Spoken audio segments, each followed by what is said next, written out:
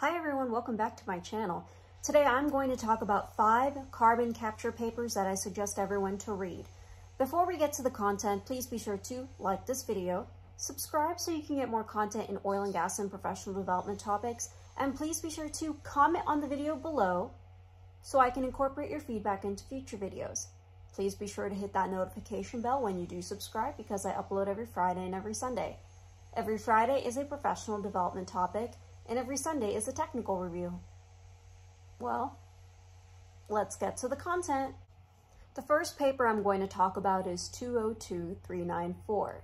This paper is written by Petronas, in which they have found an offshore gas field off of offshore Sarawak, which is a great candidate for CO2 storage.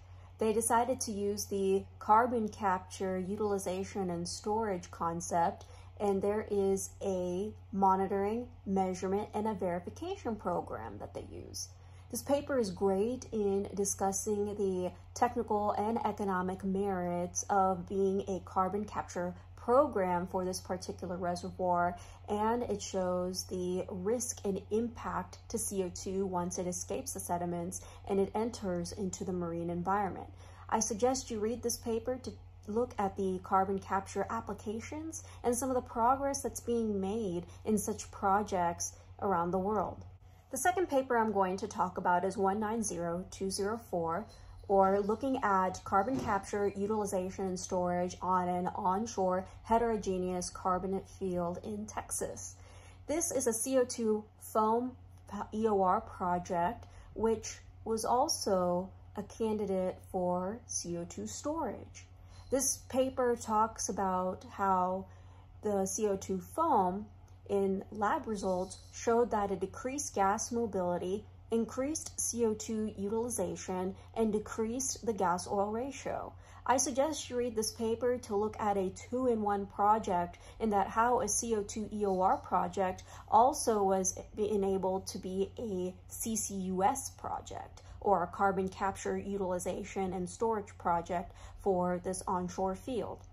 The previous paper I talked about was an offshore field, whereas this paper is an onshore field application.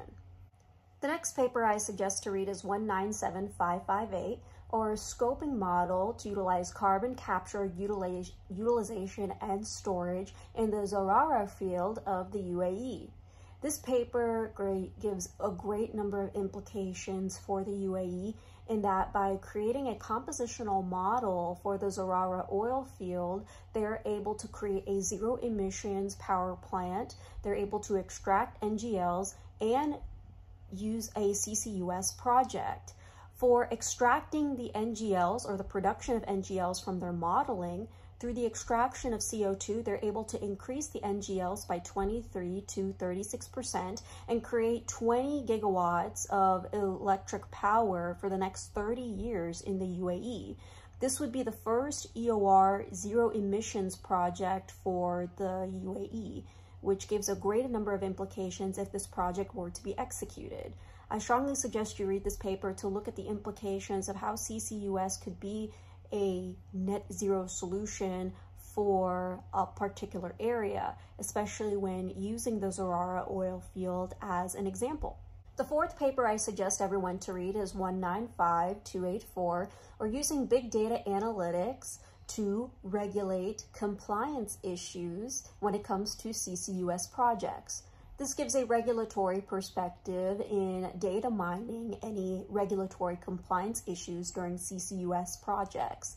They use an algorithmic regulation, or a systematic data collection, or use intelligent algorithms to gather domestic activities and identify issues in regulatory compliance. The data management in regulatory compliance has been an issue. So this paper talks about how the big data analytics reduces the challenges of data management and increases the proactiveness and responses from regulatory agencies when it comes to CCUS projects. I strongly suggest you read this paper to get a different perspective on CCUS projects and how data analytics and machine learning are used to identify issues in regulatory compliance. The last paper I'm going to suggest everyone to read is 196691. It's using an integrated reservoir study of a high temperature CO2 rich gas field in offshore Australia.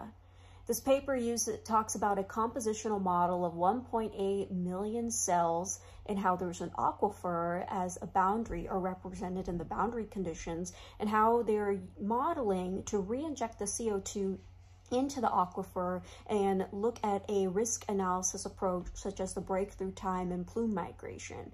This paper gives an in-depth view as to how the carbon capture, utilization, and storage can be utilized for this particular field, and what are some of the optimization techniques that can be used through this modeling.